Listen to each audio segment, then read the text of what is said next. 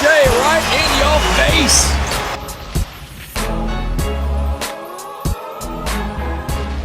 Welcome back to the Faedaway Podcast, episode number 32. I'm your host, Fatty. I got Zaid here with me. How you doing, bro? I'm good. I'm doing well. Magic Johnson episode. You can do Shaquille O'Neal. Miami Heat Shack. Miami Heat Shack, exactly. Other 32s. I feel like Jason Kidd, when he was first drafted, he's a little, not trivia, but a little tidbit. Yeah. For the Suns. War number 32. Maybe no other prominent 32 that comes to mind right now. There probably is, for sure. There's always plenty. We always end up Googling it later. Let's see what you got. It's not going to come up. Let's see. Blake Griffin. Oh, BG. CJ Watson. Put some respect. Oh, is that Karl Malone? That doesn't look right. That looks photoshopped. But is that Kevin McHale? Yeah, Kevin McHale's in there. Okay, a whole bunch. And Dean Wade. So, I'm good, man. How are you? Man, I'm doing well. Just hanging in there, counting. Unfortunately, counting down the days because the NBA season's coming to an end. But summer's here. Yo, today was the first time in my life a fully sunny day was cloudy. Yeah, because of some weird thing that Kira researched, and it turned out to be the humidity and smoke. Oh, the smoke in the air. Yeah, whatever. Canada's hotboxing, so yeah. You know what it is. Weird day, warm day, but the weekends are nice. We have a cottage weekend coming up soon that we're excited for. Yeah, a lot of things coming, man. Couple weddings next weekend. Mm-hmm. It's tough, eh? It's tough, man. It's tough. I'm excited because I like weddings, but going to weddings for two, with a kid on the way. Shit. Yeah, it's tough. It's tough times. It's pricey times, but I'm excited to see both couples. This is gonna be fun. So let's talk some talk some ball. But I mean, before we get into NBA, you want to start with some Team USA? I just want to say Team USA. So Team USA had the additions of JaVale McGee, Keldon Johnson to replace Kevin Love and who was the other? Bradley Beal. Bradley Beal and for the Olympics. Huge uproar about both players. Mainly JaVale, which was pretty. I mean, both of them should. Really, I don't really understand. I mean, I get that Keldon Johnson pops the coach. He's a Spurs young player. Like, I get the connection. I honestly also don't think many people want to play. That's what it seems like to me. There's no way these are the guys that you're getting to replace, and not only to replace. These are the guys you're getting for Team USA. It doesn't seem like there's a huge demand for NBA players to play in Olympics this year. It's definitely a different look for Team USA. They struggled early, obviously. Today, maybe half an hour ago, just reported that Zach LaVine will be entering COVID protocol, and he won't be traveling to Tokyo with the team. So now I'm assuming they're going to have another replacement.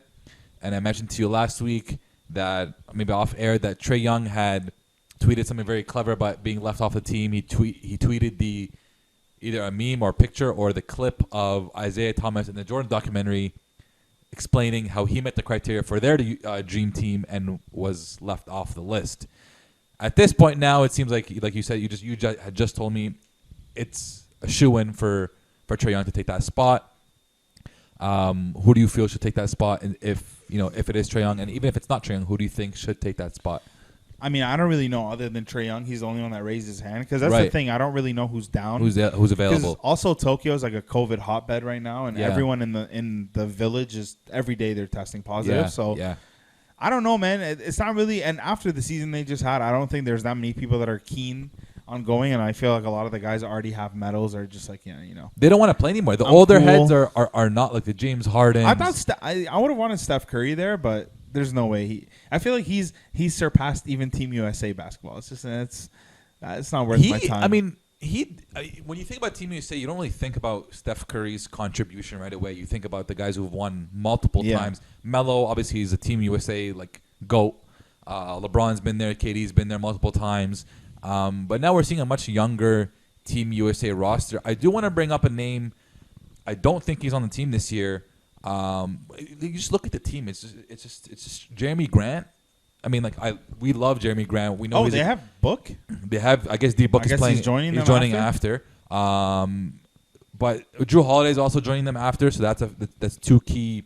So why are they trying to pick up guards then? Well, Zach LaVine's out, so they need to replace him with a guard. Oh, true. They're just replacing the guys that they have. I'm surprised Middleton. I'm surprised Donovan Mitchell hasn't raised his hand or isn't I think he's playing rehabbing. or He's rehabbing. He's rehabbing. Oh, he is injured. He is rehabbing. That's one guy that I would want to see. A young guy that you'd want to see. You know play who I for want Team to USA. see? CJ McCollum could use some Team USA run next to his teammate. That's a really good point. Throw him on there. He can guard. He can defend. Yeah. So I mean, Team USA is a bit deeper than we thought. They've got D Book. They've got Drew Holiday. They've got Chris Middleton as well. No Giannis? Coaching staff is stacked as usual. I mean, you've got the best coaches in the NBA. Pretty much are all American. There's not many foreign coaches. But it'll be interesting to see who replaces him. I think Trae Young, since you know how like Draymond Green always speaks his defensive player of the year into existence kind of thing. I feel like the same thing will happen for Trae since he's volunteered himself. But yeah, it's not the same looking Team USA as we've been used to in the past. So it's going to be very interesting to see how they pan out in the Olympics. Yeah, absolutely. It's going to be very interesting. I'm excited for it. They just beat Spain yesterday. Yeah. Pau Gasol's still playing at 41. Yeah. Very interesting. Yeah. They have a lot of you know what I'm noticing is a lot of international countries now have 4, 5, 6 NBA players. The talent internationally has gone a lot better. Like Spain had like Hernan Gomez on their bench. When you really think about it, this guy played for the Nuggets. He's on the Pelicans. It's like he's probably super talented for that team. Exactly. You know, he's probably a nobody in the NBA, but we know anyone who makes it to the NBA is they can ball. Somebody. They can ball.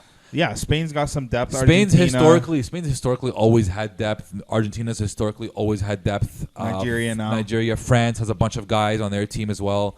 So international basketball, like on the Olympic stage, on the FIBA stage, is getting a lot more competitive, especially when you have Team USA not necessarily bringing their best product to the court. Yeah. Before we get into ball talk as well, one more thing to shout out. Shout out to Young King, kid from Akron, on his release of Space Jam 2. It's just, they debuted, I think, at $32 million. They passed Black Widow. And it, honestly, just for a guy who is playing basketball and an athlete, just to make these things happen for himself, it's incredible. You got to give him the flowers. No matter how bad the movie might be. Yeah, there's been an uproar. Yeah. Bro, I've seen some crazy things. I've seen, in Space Jam 1, Jordan didn't miss a shot, but LeBron went 4 for 5 in Space Jam 2. They're something like even look at the look on the Looney Tunes face. They look scared down the stretch with LeBron. Even they don't trust him. It's like, bro, what are you guys talking about? It's a movie, bro. Or grown men talking about the script and how it's not sophisticated. It's like, this is a kid's movie, man. Number one, you gotta remember it is a kid's movie. You're also having a bunch of Jordan fans 20 years, 30 years later, critiquing a movie that's for kids as well.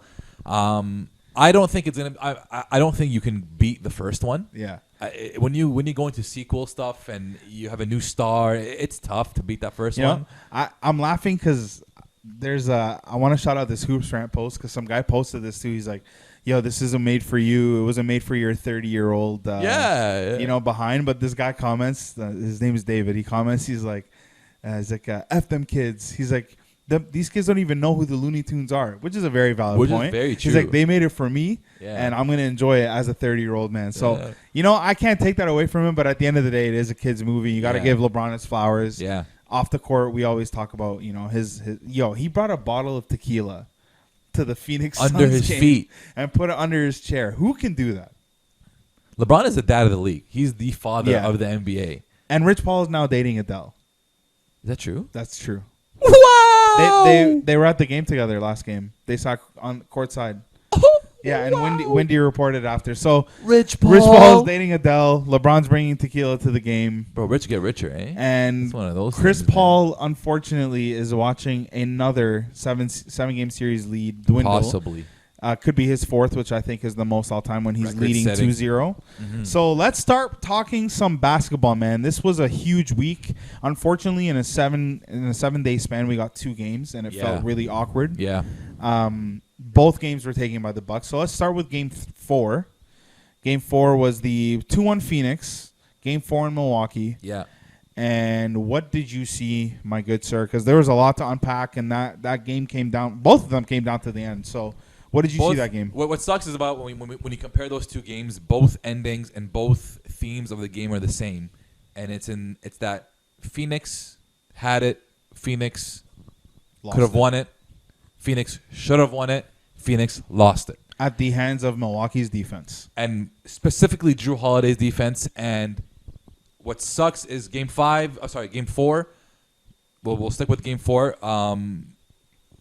This is something that really highlights an issue that's been an issue throughout the whole series. Is Chris Paul's ability, Chris Paul's ability to handle the ball and make the right decision.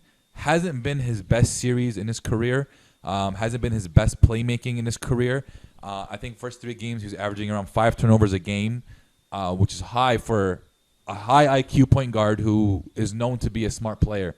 Obviously, we saw it down the stretch. Chris Paul trying to make something happen maybe out of nothing.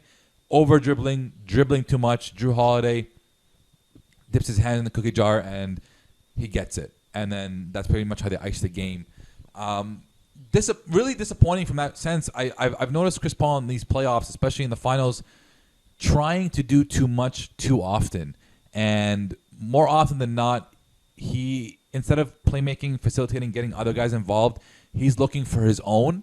And he's got talented teammates. He's got DA who can run, can roll. DA got that dope. Exactly.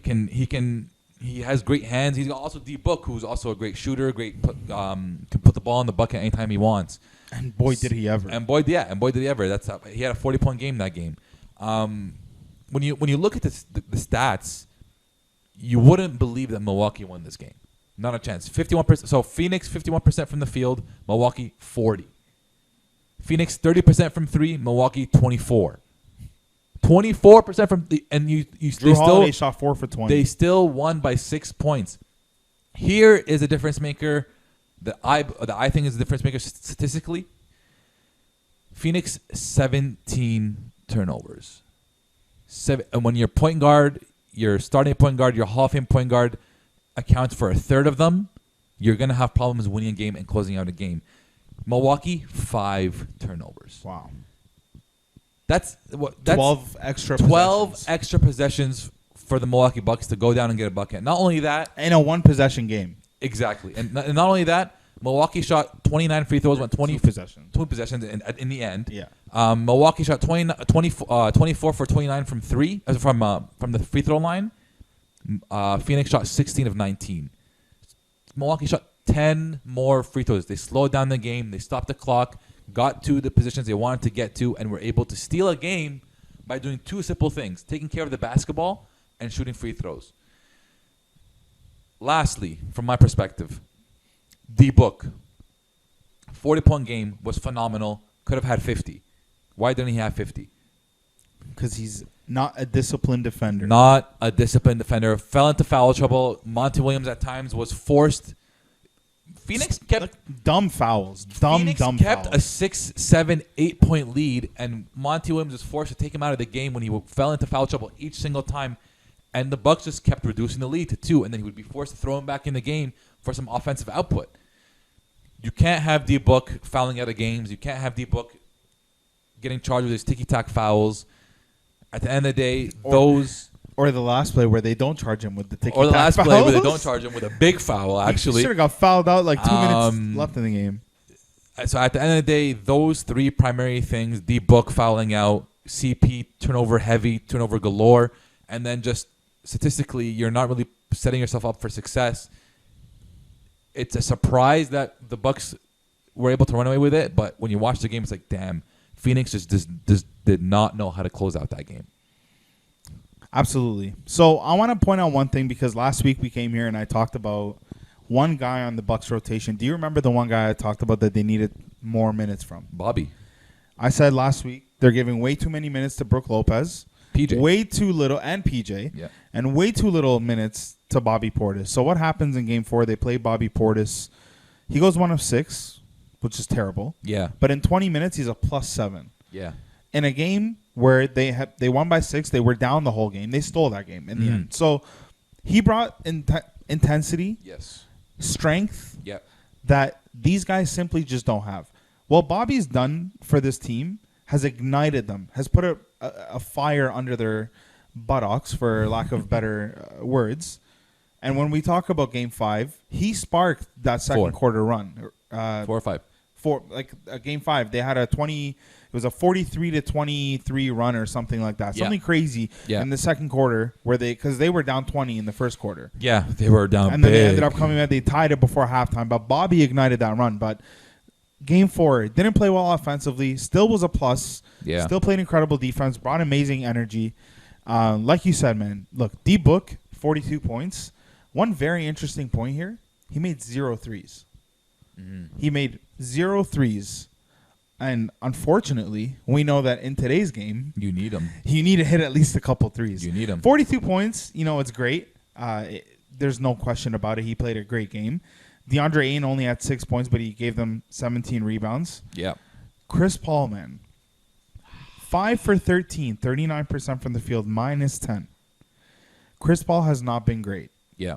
And this team's greatness came through Chris Paul. Relies heavily on Chris Paul. Because D-Book is going to be D-Book. As we saw, he had 2 straight 40-point games. D-Book is a bucket. Yeah. Right? CP can't do what he's doing. Mm-hmm. And like you said, the turnovers, at the end of the game, he simply just lost a dribble. Dribble. In between two guys, dribble. Why? You have to be more poised than that. And the thing with Booker, too, you're so irresponsible. Like, a few of those plays we were looking and we're like, why is he committing this foul? Stupid fouls. When you're a great player, and who was it? I think it's Richard Jefferson or Reggie Miller. One of them, whenever they're calling, I think it's Reggie Miller. He always says, these fouls that you're just giving away, it's a waste of a foul when you're a great player. Mm-hmm. Yeah, sure, you turned it over. We understand. Committing a foul to stop the play in the playoffs, every possession matters. Every foul matters. Yep. If D-Book has, say, 3 fouls, it's a different game. I firmly believe they don't lose that game. Because one very important thing to know, over the series, Phoenix is outscored by 39 points in 5 games with Booker on the bench. So that means they're getting absolutely mangled, destroyed. When you really think about it, let's go through their rotation. Ayton hasn't been consistent offensively throughout this. He has had a couple good games. He's had a couple down games. Mm-hmm. Same with Bridges as well. He hasn't really been consistent. He had a couple good games, couple bad games. Cam Johnson's been great, but he's a bench guy, right? CP has not been great. D-Book has been the only consistent. Even he struggled in the beginning of the series, but nonetheless, he's been their offensive consistency. Yeah. And when you take him out of the game and they get outscored by 39 points, okay, it's one thing to take him out of the game to give him rest, but when he's causing himself to be out of the game, look. I was talking to somebody yesterday, and it comes down to this for me. Phoenix, it's Chris Paul's time. It's not Phoenix's time. Because we're seeing the growing pains. We're seeing the campaign is not who he was in the first 3 rounds. He's pretty much a non-factor. And he was huge for them coming off the bench in the playoffs. We're seeing the Cam Johnson, Mikal Bridges, DeAndre Ayton, the lulls. And they have to play that every single game. But it's their first playoff run. You can't expect that. And unfortunately, with Chris Paul being his age, it's his time. They can still steal it. I'm not saying they can't. I'm not saying it all because at the end of the day, they're one possession games. But CP has got to be better, and Drew Holiday has figured him out. He has defended the crap out of him. He's been an exceptional defender. Mm. There was something I saw where it's like Chris Paul turned the ball over 3 times total before the finals. He's already had like 8 or 9. Yeah, and he's averaging 5. So close to 5. That's sort of what I saw from Game 4. Another key piece of it is, and what contributes to the turnovers, what contributes to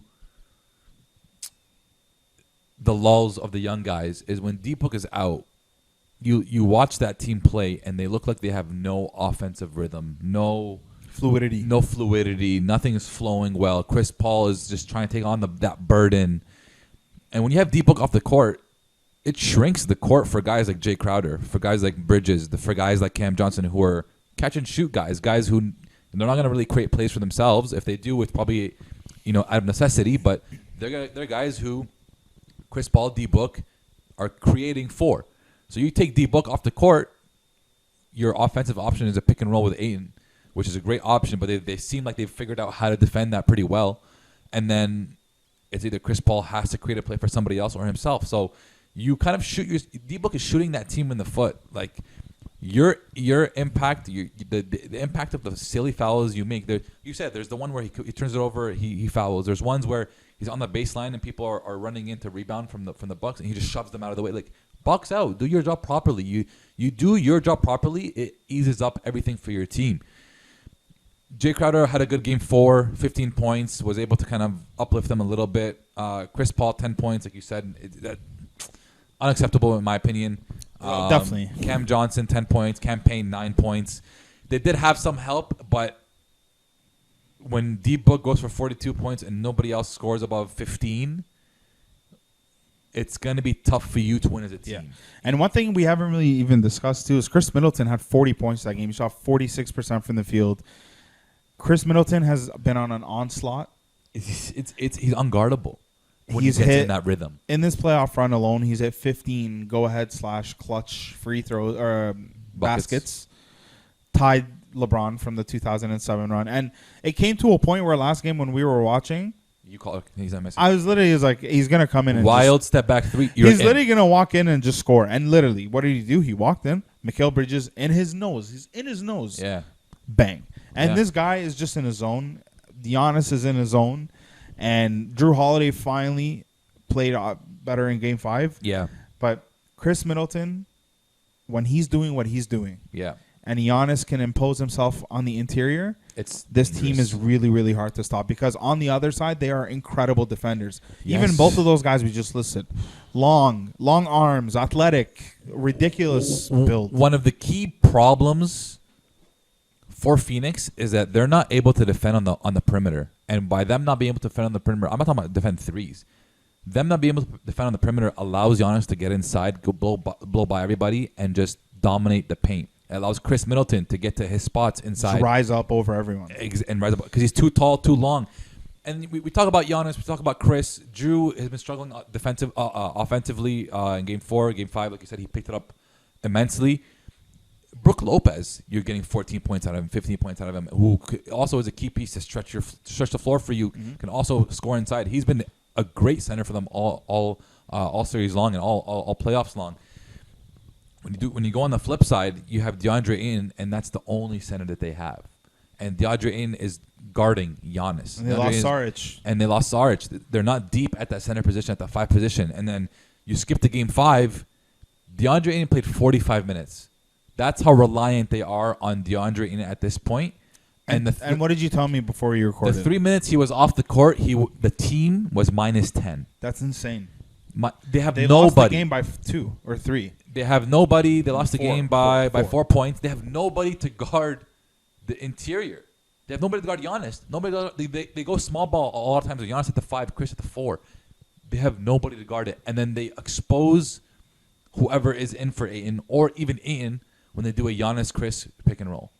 That has been unstoppable for the Bucks. No matter how you put it, Chris handling the ball or Giannis handling the ball, and the opposite, each other, they pick for each other. There's options all over the floor, and the Bucks and the Suns have not been able to figure any of it out, and it's dangerous. It's dangerous when you come down the stretch and you can't close out these games because of silly, stupid turnovers. Mm-hmm. Yeah, and I mean, a part of that too is being there before and not being the first timer or young player. And Milwaukee's been knocking on the door, man. They've done their time. Like I said before we started the finals, like Milwaukee's done their time. So when it comes down to it, and big teams got to pull through, they're gonna pull through. You were gonna say something. I like what you're saying. I understand what you're saying with the young guys and the lulls, and it contributes a lot. But down the stretch, you have the ball in Chris Paul's hands, turns it over. Who else do you want it? Who else do you want the ball to be handling the ball down the stretch? Maybe D-Book turns it over in Game 4. But D-Book's fouled out. That's the issue. And that helps a lot. And Bridges was struggling. Ayton was struggling. Let me give you a little bit of stats for Game 5. We went through the stats of Game 4. Game 4 seemed like it was Phoenix. It was a Phoenix party. They end up losing. Stole it. That was the definition. Sorry, before you get into that was the first time in NBA Finals history a team that shot better than 51% lost to a team that shot less than 41% or something like that. It was a stat that, because like you said before, Milwaukee shot 40%. They shot 40 to 51 in Phoenix. They shouldn't win. That is Phoenix's game. You do not lose that game. What's crazy is we talk about the extra possessions, the 17 turnovers to 5 turnovers, Suns versus Bucks. Those 17 turnovers turned into 97 field goal attempts. The Suns had 78 field goal attempts. They almost got 20'd on field goal attempts because of those turnovers, and you wonder why the Bucks were able to catch up at the end and steal it. Yeah. They're also a great transition team. So yeah, of course, but it's these key little notes that you gotta pay special attention to. You can't be committing 17 turnovers and allowing for 20 extra shots to be attempted by your opponent. You're not gonna win that game. 10 extra free throws to be attempted by your opponent. Those 97 field goal attempts, those are field goal attempts. Those are not possessions, right? You're still getting plus 10 or minus 10 from the Phoenix perspective on the foul on the free throws. You go to Game 5. Game 5 was a bit more balanced. The Bucks shot 57% from the field. The Suns 55%. And the Suns were up double digits after the first quarter. Yeah. From 3-point, the Suns shot 69% from 3-point land. 69. The Bucks shot 50. Not poor. Nice. Not poor, but 19% less. Free throws, the Suns shot 90%. The Bucks shot 50% from free throw, but still were able to make 9, and the Suns only made 10 on their 90% free throws made out of 11. So just because you attempt more, or just because you make more, doesn't mean you're going to win these games. You got to attempt more shots. You got to be able to put the ball in your hands. You got to get more possessions. All those key things matter. You look at the turnover race. The turnover was pretty close, 11-8. The Bucks were just able to find key ways to win. Who had 8? The Suns had 8 turnovers. The Bucks had 11. It's a great turnaround. Yeah. 17. Great turnover, but they still had the same amount of field goal attempts, 87-87. So the Bucks were able to kind of level the playing field. They shot really poorly, especially in the beginning, but they're able to pick that up at the end and just Who shot steal poorly? It. The Bucks shot poorly in the beginning. Oh, in the beginning, sure. But I was like, their big three? No, not in the game. No. Because the big three, Chris Middleton, 29 off 52%. Drew Holiday, 27 off 60%. Yep. Giannis, 32 off 61%. And at the end of the day, look, we said it. If Giannis and Chris are clicking, this team is hard to beat. You want to throw in a Drew Holiday double-double with 27 and 13 assists. You're not going to win those games. And it still came down to the last possession. Yeah. And what happens in the last possession? Young, immature D-Book drives to the lane. I thought he could have floated up maybe twice before he turned around. It's not, yeah. He didn't get trapped, but he got stopped. And when he stopped, he turned and he put the ball down. Once you put that ball down, it's over. It's over. You're already double teamed. It's over. And you have an elite defender like Drew reaching in once again, stripping you of the ball, and then that beautiful transition play on the fast break where Giannis calls for the alley-oop. Boneheaded foul by Chris Paul. That iced the game. Exactly. Well, actually, it didn't ice the game because he went to the free throw line, missed it, and then he's like, I don't want to do any more free throws. Blindly throws it behind his back. Luckily for him, Chris Middleton was behind him, goes 1 for 2 from the free throw line, makes it a 4-point game. They don't stand a chance. You're just not prepared. You need to be prepared for. You've known Giannis has had free throw struggles all game, all series, all playoffs, all year. You should be prepared for the most wild free throw rebound. You should be prepared for a short free throw. You should be prepared for, a free throw to hit off the rim and go a random way. You guys have to box out. You have to be there. For Giannis to be able to get up and tap it out back to his teammate, it's the key little details that help you lose a game. It's those things that you miss that help you lose a game. Phoenix made a huge run to end that game, and they were down 8 with like 3 minutes left, and Bridges hits a 3, and Chris Paul hits a 3, and so they were right there. They were down 1, and then unfortunately with the turnover and the boneheaded foul, like I can't stress that enough because if you don't commit that foul, it's a 3-point game, and you get the ball back with a chance to tie. You lost that game right when they made that made it a 4-point game. So very unfortunate, man. I want to see DeAndre Ayton 45 minutes. Like what did he end up with? 20 and 10. Great line. 45 minutes. He's going to do his job. D-Book, another 40-point game. Chris Paul played better, 21 points, 60%. So I don't really know. Just that one sounds like it was a toss-up. It came down to the end, and the better team just executed at the end because it was a 1-point game. You had a chance to win it, and you got turned over in very rude fashion, in my opinion. That was the rudest strip. Like, that's a get the hell off this court strip.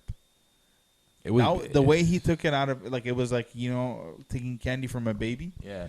That's what it felt like, to be honest. He ripped it right out of him. Yeah, you know what? The better team did win. The better team did win that game, and your ability to execute late game is probably up the top 3 most important things in a playoff series. If you cannot execute in close games, you cannot score, you cannot defend, you cannot make key plays in close games, you are not going to win an NBA championship. You're not going to win a playoff series. And the Bucks, time and time again, have been able to make key plays down the stretch at home or on the road. Yeah. And that Game 5 in a 2-2 matchup where you are the team without home court advantage and you basically turn it around and get home court advantage and are 1 win away from an NBA championship. Winning on your home court. That is a pivotal game to win. The Suns really needed to win that game. I'm not saying 100%. I'm not saying it was on their home court. I'm not saying it's an impossible feat for them to come back and win in 7. It's a very difficult one. I don't think it's that difficult. I think if they win 6, it's a toss-up, and you're going home for it. The first team to win on the road usually is the most favored team. And that's Game just 5 naturally. is a and backbreaker. Game 5 is it's too close to the end for you to lose games at home. You know what I mean? If you lose one of the first 2 games, you still have a chance to make up and go steal one away or whatever on the Bucks home court. But you lost a key pivotal game. You're now the Bucks are riding a 2-game win streak. They've got all the momentum in the world. They're playing at home. The Bucks crowd is wild. You got to go in there and wreak havoc and somehow pull out a win. And listen, my prediction was Bucks in 7. I still don't know who's gonna win. I still think Phoenix has a great chance to turn it around, but Bucks in 6 is their mantra. Everything is falling into place for the Bucks at this point. It doesn't look too good for the Suns, in my opinion. Yeah, I mean, it's tough, but like I said, I don't think it's that difficult, to be very honest. I think, I'm not saying it's an easy task to win. It's not like they need to come back from 3-1. They need to win 1 game. Yeah. And that's it. And there's a whole mix of things, right? And I want to ask you this, do you think that the youth of the Suns, think about it this way, right? You lose Game 4, and that's tough because of the fashion that you lost it in, because you're winning the whole game. You're winning down the stretch, couple plays down the end, and you end up losing that game, right? It's a heartbreaker. Yeah. You have a bunch of young guys. That's a heartbreaking game. Could suck some life out of you. Then the next game, you're up. You're ahead. Everything's going well. And then they, again, steal the game. So do you think that because they have such young guys and this is a very exhausting experience, do you think that they're checked out now heading into Game 6? Because that is one thing. I don't want to say that because they are they're professionals first and foremost. There's a lot of pros in the NBA, though. They're well coached. Yeah. Their leaders are Leadership dogs. is too good. So I don't think that that's the case, but I want to know if their confidence, Mikal Bridges, I guess he ended last game pretty well, and Ayton's playing pretty well. But that was one thing I was wondering. I think you're giving the fact that they're young too much light, in my opinion. The reason being is because, you know what? They maybe haven't been able to fire on all cylinders whenever they get called every single time. Fine. But the majority of the reason why these games slipped are because of the vets, are not necessarily because of the young guys. Yeah, I get it. D-Book goes out due to foul trouble. The young guys aren't able to compete as well. That's fine. You're still in the game. You still have chances to win the game. You have multiple chances to win the game. D-Book hasn't been able to close. CP has not been able to close. Jay Crowder, who is a vet as well. We talk about all these young guys. Jay Crowder is a very solid vet. He hasn't been able to help to close.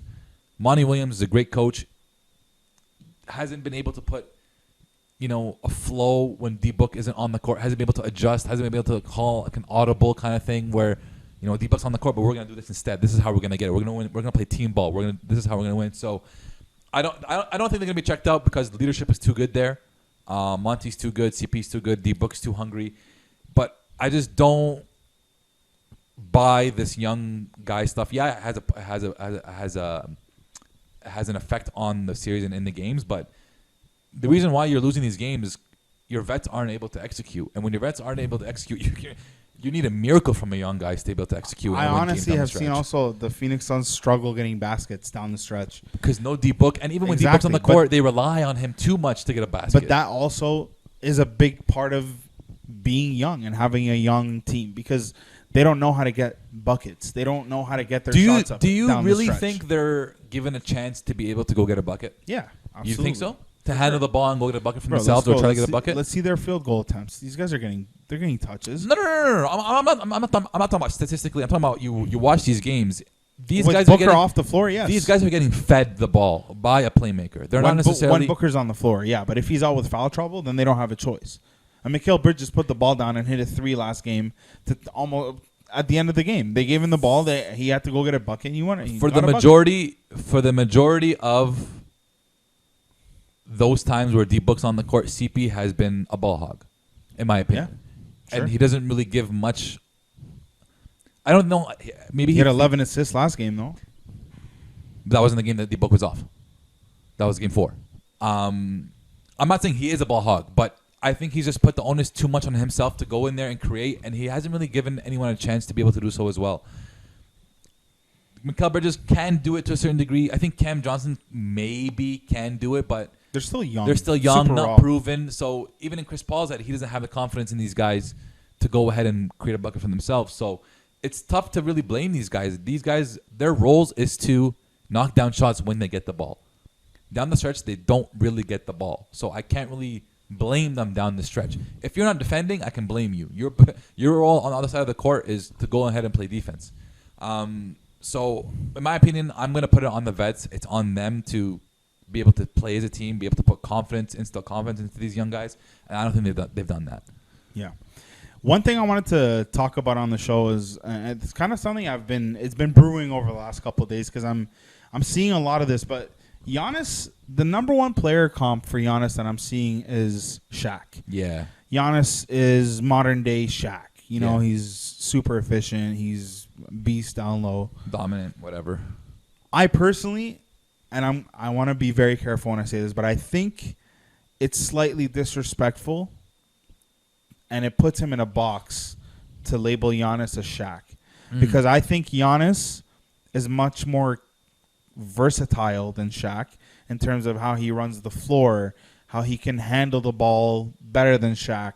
He has slightly better vision, but all in all, he's just a superior athlete. Yeah. Like, Shaq was pound the paint, and that's what I did. Giannis pounds the paint, but Giannis has a good touch around.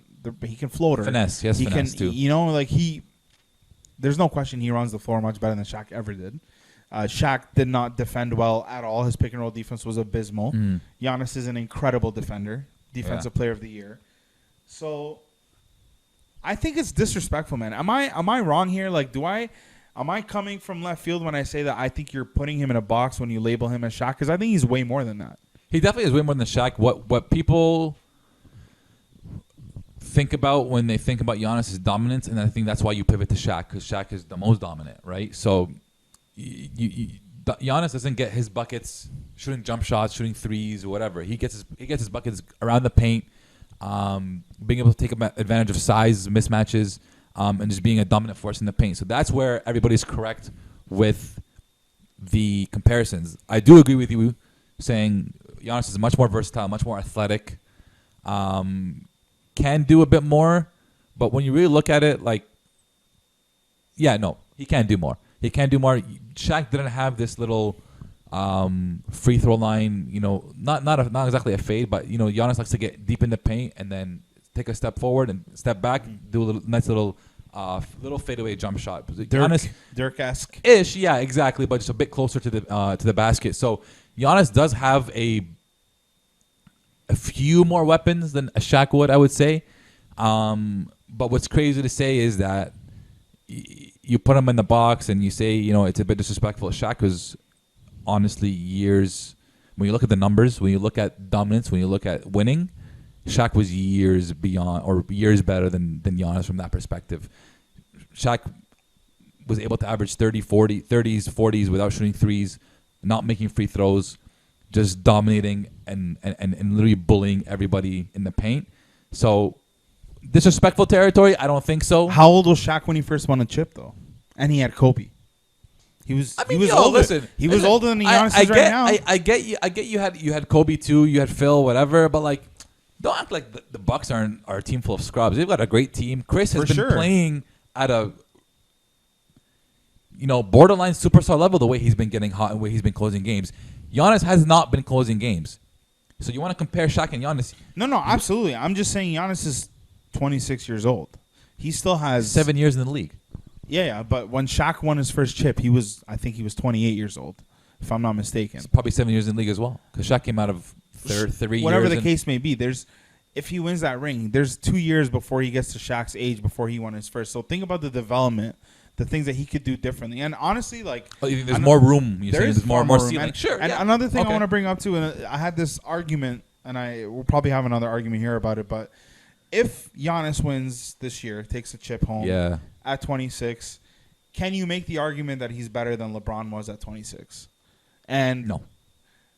Skill-wise, I don't think it's a very fair question at all. There's zero chance. They are 1,000,000% completely different people. Yeah. But you can't tell me that's not a legacy question. The guy, Giannis, multiple exits in the playoffs, frustrating exits. Team's not really building much around him. What does he do? He signs a 5-year. Stays. 1 year in advance, he signs a 5-year. LeBron, same situation. Leaves. Builds a team. That's fine. He goes and he wins. That's cool.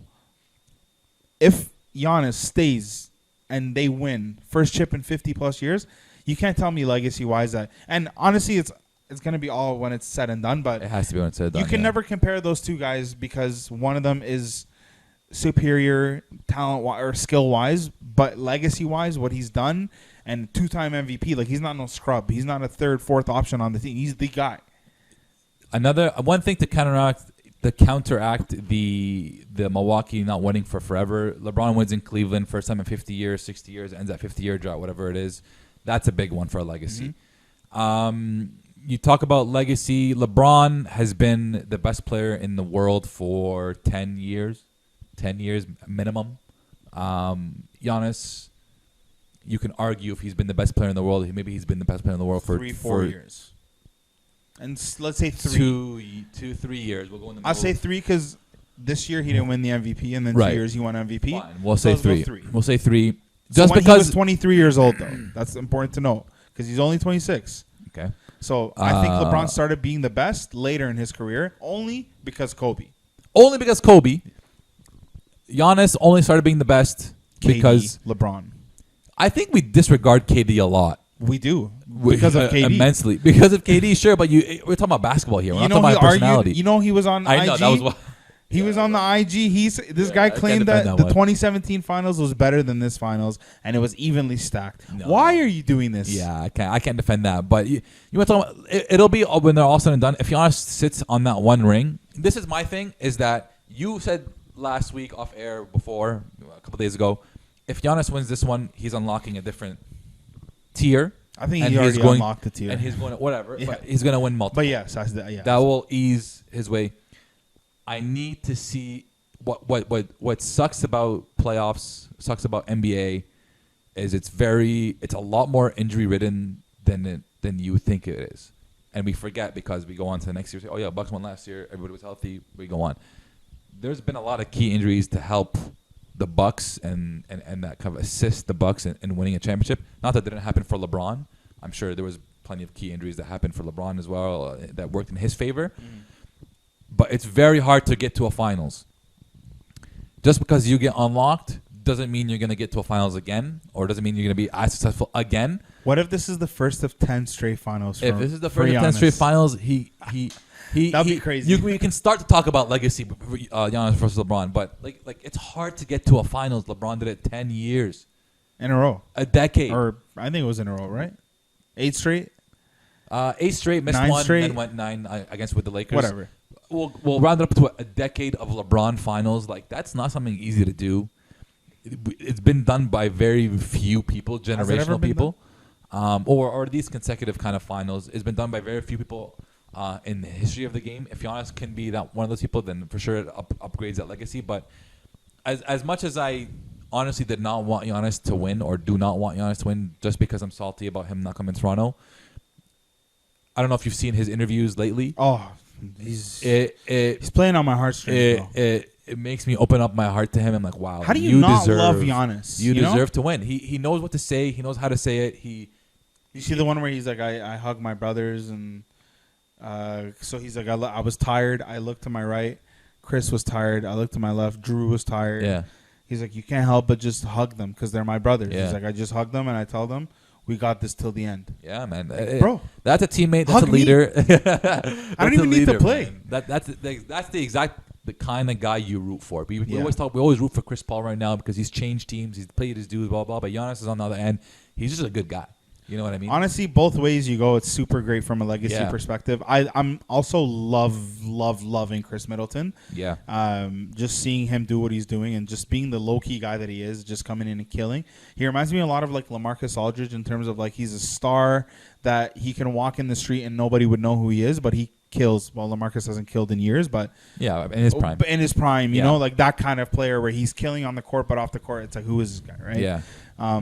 Before we end, I want to say a quick prayer out to Max Verstappen because Lewis Hamilton is a dirty, sly, scheming, cheating Englishman, and he bumped love tap. I mean, if you ask Toto, I don't think he did anything wrong, according to his emails. But I think Toto may have missed an attachment in that email where he completely was out of position. Yeah. They said he didn't hit the apex.